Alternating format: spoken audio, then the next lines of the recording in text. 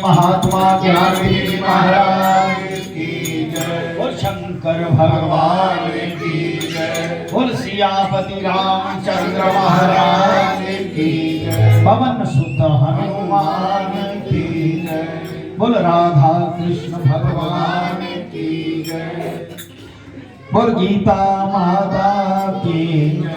बोल गंगा जमुना सरस्वती माता की जय। सच्चिया जोता वाली माता तुम्हारी सदाई। गुरु रूप सत्संग जी सुबह सतगुरु महाराज की कृपा से उनके आशीर्वाद द्वारा हम सब ने मिलकर 17वें अध्याय का पाठ सुना। 17वां अध्याय था श्रद्धा धरे विभाग, यानी कि 3 प्रकार की श्रद्धा, 3 प्रकार का खान पान, 3 प्रकार का तप, 3 प्रकार की ये सारी जितनी भी चीजें हैं उनमें सात्विक चीज जो है वो सर्वश्रेष्ठ है। उस सतोगुणी सात्विक चीज, सात्विक श्रद्धा से जो मन की इच्छा से, जैसे कल आज सभी बल्कि रोज ही कोई ना कोई ऐसी श्रद्धा से लोग अपना कुछ खान पान के लिए ला रहे हैं। इनमें कोई स्वार्थ नहीं, कहते पता नहीं कितनी संगत है, सबके लिए ले चलो, अपनी नेक कमाई से ला रहे हैं। ये श्रद्धा है, ये सात्विक श्रद्धा है। एक बात मैं भूल ना जाऊं, पहले बोल दूं, कल है 18वां अध्याय। सुबह भगवान सबको जीवन दान दे। जिन्होंने 17 दिन नहीं सुना या बीच में नागा पड़ गया, कहते 18वां अध्याय पूरा अगर कोई सुन ले तो पूरी गीता का फल मिलता है, क्योंकि वो सभी 17 अध्यायों का निचोड़ है।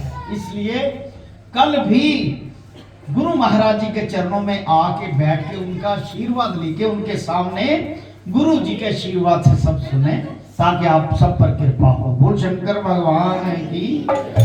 अब आइए 17वें अध्याय का महात्म है, बड़े प्यार से सुने। इस महात्म में एक ही चीज लिखी कि अंत समय में जिस तरफ इंसान का ध्यान जाता है वही जून पाता है, चाहे उसने लाखों तप किया और एंड के समय में ध्यान कहीं और चला गया तो 1 जून में ही उस तप के प्रभाव से उसे अच्छी जगह मिलेगी जिससे उसका कल्याण हो सके। ऐसा ऐसा इस अध्याय का महात्म है। आइए बड़े प्यार से गुरु कृपा से सभी बैठ के करते हैं। श्री राम जय राम जय जय राम, श्री राम जय राम जय जय राम, श्री राम जय राम जय जय राम, श्री राम जय राम जय जय राम, श्री राम जय राम जय जय राम, श्री राम जय राम जय जय राम। बोल सद्गुरुदेव महाराज की जय। 17वें अध्याय का महात्म। श्री भगवानोवाच, हे लक्ष्मी, अब 17वें अध्याय का महात्म सुनो। मंडलीक नाम के देश में दुशासन नाम का राजा रहता था। एक राजा और किसी देश का था। तीनों ने आपस में शर्त बांधी कि हाथी को लड़े, हाथी लड़े, और कहा जिसका हाथी जीते वो उसे इतना अमुक धन दान दे, मतलब जितनी भी शर्त लगी, लाखों करोड़ों, वो दान दवे, उसे धन दवे।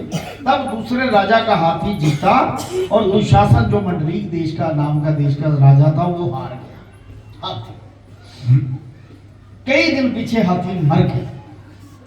राजा को भी बड़ी चिंता हुई कि एक तो पैसा गया, दूसरा हाथी मरा, तीसरे लोगों में बदनामी हुई कि फला राजे का हाथी मर गया।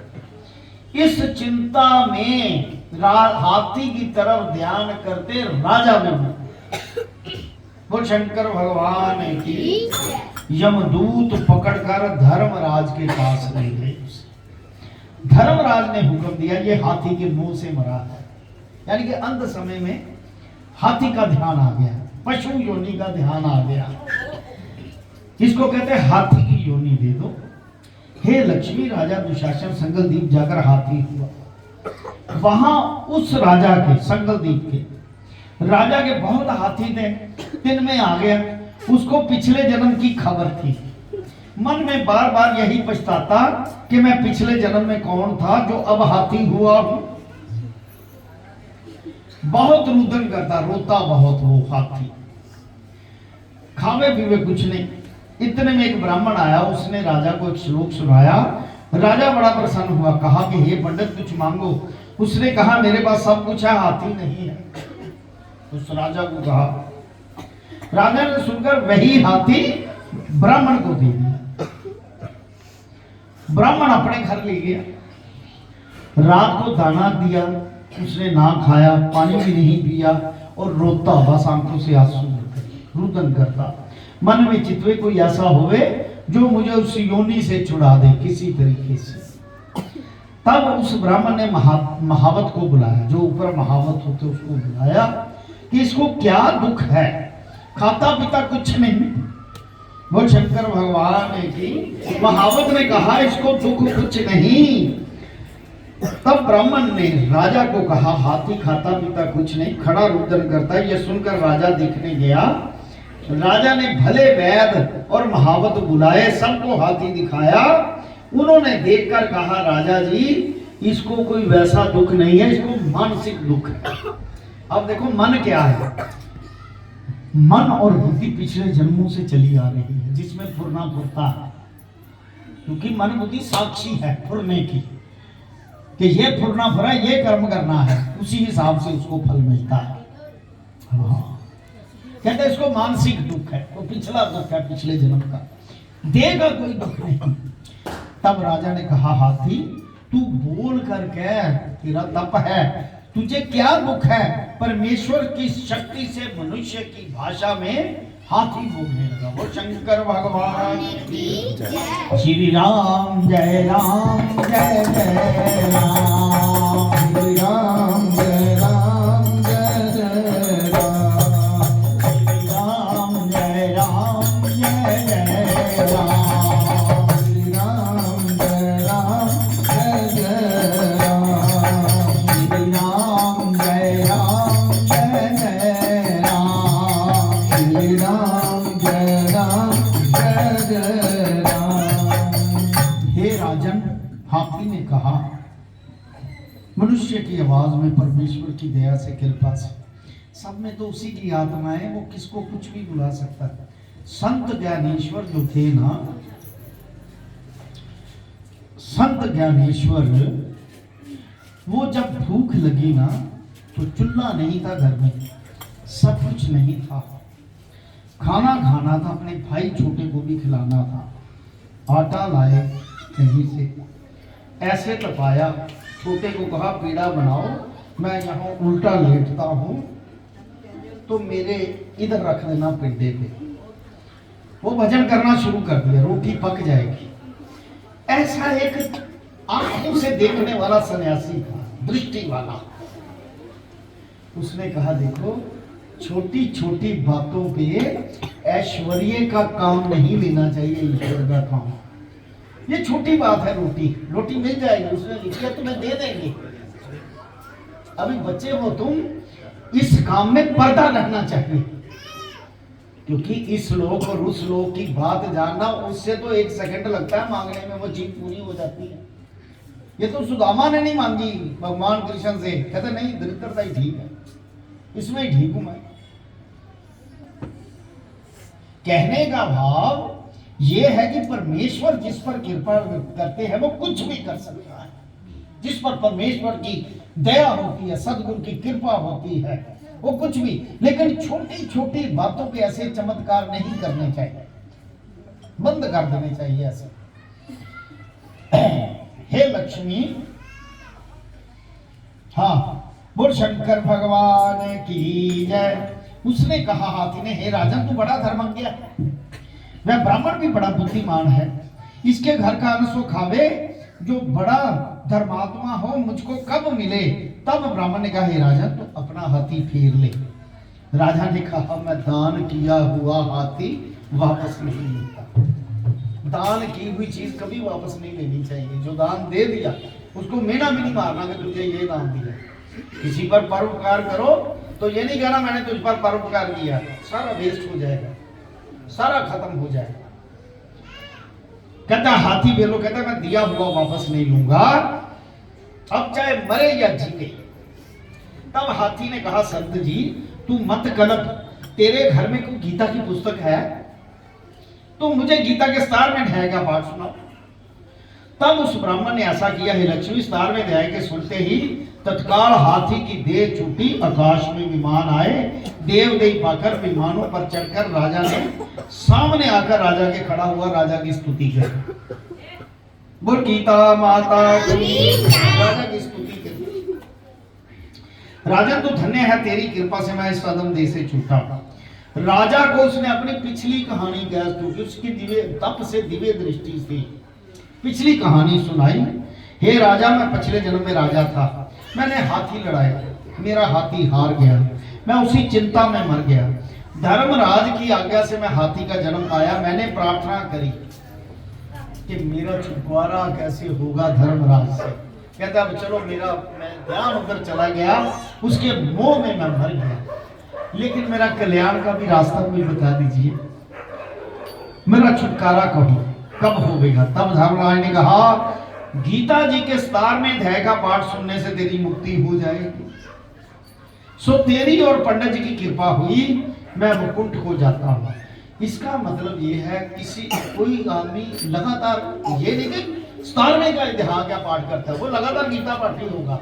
उस दिन स्तार में अध्याय का पाठ कर रहा होगा, तब वो वहां आया, उसने कहा गीता पुस्तक से मुझे ये पाठ सुना। कहने का भाव कि हर पाठ में गति होती है, हर पाठ को सुनने में, ईश्वर का ध्यान लगाने में सदगति को आदमी प्राप्त होता है। किस्तार में अध्याय का पाठ सुनने से तेरी मुक्ति हो जाएगी। सो तेरी कृपा और पंडित जी की कृपा हुई, मैं वैकुंठ को जाता हूँ। यानी कि ईश्वर ने डेट फिक्स कर रखी है, इसकी मुक्ति कब होगी। इसने ये किया, पहले धर्मराज ने लिख दिया, पहले कह दिया जब तुझे कोई स्तार में अध्याय का पाठ सुनाएगा तेरी मुक्ति हो जाएगी। पहले फिक्स कर दी डेट, इस डेट को होना है वहां पर, ये हो जाएगा तो होगा। हाथी देव देही पाकर, तेरी और पंडित जी की कृपा हुई तो मैं वैकुंठ को जाता हूँ। उसने देव देही पाई, वैकुंठ को गया, राजा अपने घर आया। श्री नारायण जी कहते हैं, लक्ष्मी ये स्तारमें अध्याय का महात्म है जो तैने सुना। और शंकर भगवान श्री पद्म पुराणे सतीश्वर संवादे उत्तराखंड गीता महात्म नाम सप्तदशोध्याय संपूर्ण। देखिए श्रीमद् भगवत गीता जी का एक एक श्लोक से मुक्ति होती है। अगर वो दिल में धार के बैठे कि मैं आपकी शरण में आया हूं, क्योंकि उसमें एक ही चीज मन और बुद्धि को जो सदियों से आपके साथ अनहद बाजे के साथ साथ चलती आ रही है, उसमें अपनी भावना को फंसाना है। भावना को फंसा के कि मैं आपकी शरण में आया, तो एक श्लोक से ही मुक्ति। और साथ में ये भी कहा है कि गीता पाठी के स्पर्श करने से मुक्ति होती है, ऐसा सतगुरु महाराज जी ने कहा। और भगवान कृष्ण जी ने कहा कि अगर कोई उसका स्पर्श भी किसी से हो जाए, पर ध्यान अवस्था हो कि मेरा मोक्ष होना चाहिए, मेरी मुक्ति होनी चाहिए, तो उसकी भी हो जाए। बोल सतगुरुदेव महाराज की। यानी कि श्रीमद् भगवत गीता जी का गुण ऐसा है कि इसके गुणों की व्याख्या नहीं, जितनी बार भी पढ़ोगे, हजारों बार पढ़ोगे, हर बार अलग ही अलग उसका उल्लेख निकलता आएगा, कोई ना कोई अलग मीनिंग निकलता आएगा जो नया आपको लगेगा कि नया है। सो मेरी एक प्रार्थना है कि कल है 18वें अध्याय की शुरुआत, मोक्ष संन्यास योग 78 श्लोक। भगवान सभी को जीवन दान दे। और ये 18वां अध्याय पढ़ने से, ये 78 श्लोक इसलिए कि पिछले 17 अध्यायों का बीच में समारोह है। इसमें ये कलश है, अमृत कलश गीता का। जिसने कोई पाठ नहीं पहले सुना है, या कोई घर में रह गया, या कोई आ नहीं पाया, या जिसने 17 अध्याय नहीं सुने, अगर कल आके वो इस अध्याय को सुनेगा, शाम को महात्म सुनेगा, तो उसे भी पूर्ण गीता का फल प्राप्त होगा। बोल सतगुरुदेव महाराज की। ऐसा सतगुरु महाराज जी कहते, मैं नहीं कह रहा, उन्हीं के मुखारबिंद के निकले हुए ये शब्द है। क्योंकि हम तो उन्हीं का ही बोल रहे हैं, उन्हीं की आवाज, उन्हीं की बात, उन्हीं का कहना। हम केवल माध्यम है, मात्र एक नौकर, एक सेवादार। हम तो खाली हैं, जो देना उसने देना है। भरा हुआ वो है कलश, हम खाली कलश हैं। कहते खाली घना बाजे, खाली चना बाजे घना। जो खाली होता है ज्यादा खड़कता है, खड़कता है, जो भरा हुआ है वो साइलेंट है। हम तो खाली हैं, वो ईश्वर भरा हुआ है। उसी से मांगो, जो मांगो श्रद्धा से मांगो, वो देगा। उसी की कृपा से आपको सब कुछ मिलेगा। बोल शंकर भगवान की। ओम नमो शिवाय, हरि ओम नमो शिवाय, ओम नमो शिवाय, हरि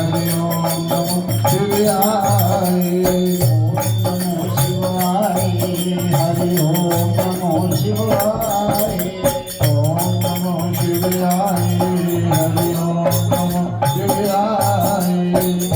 नमो शिवाय, ओम नमो शिवाय, ओम नमो शिवाय, ओम नमो शिवाय, ओम नमो शिवाय, ओम कली कृष्णाय नमो, ओम कली कृष्णाय नमो, ओम कली कृष्णाय नमो, ओम कली कृष्णाय नमो, ओम नमो भगवते वासुदेवाय, ओम नमो भगवते वासुदेवाय, ओम नमो भगवते वासुदेवाय, ओम नमो भगवते वासुदेवाय, ओम नमो भगवते वासुदेवाय, ओम नमो भगवते वासुदेवाय, ओम नमो भगवते वासुदेवाय, ओम नमो भगवते वासुदेवाय, ओम नमो भगवते वासुदेवाय, ओम नमो भगवते वासुदेवाय, ओम नमो भगवते वासुदेवाय, ओम नमो भगवते वासुदेवाय।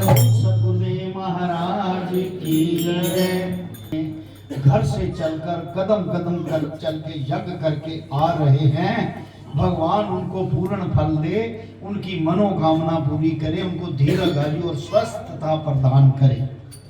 ऐसे श्रद्धा बनाए रखो, गुरु आप पर कृपा करते रहेंगे। क्योंकि ये इससे प्रारब्ध खत्म होता है। पिछला जन्म के जो पुण्य पाप है वो समाप्त होते जाते हैं। पुण्य तो मिलेंगे आपको, लेकिन पाप समाप्त होते जाएंगे, पिछले जन्म के भी और इस जन्म के भी।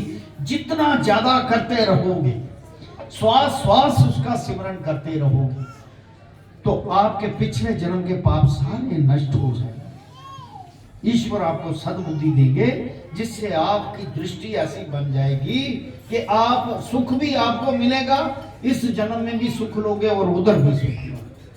बोल सद्गुरुदेव महाराज की, परम पूजनीय महात्मा ज्ञान गिरी महाराज की जय।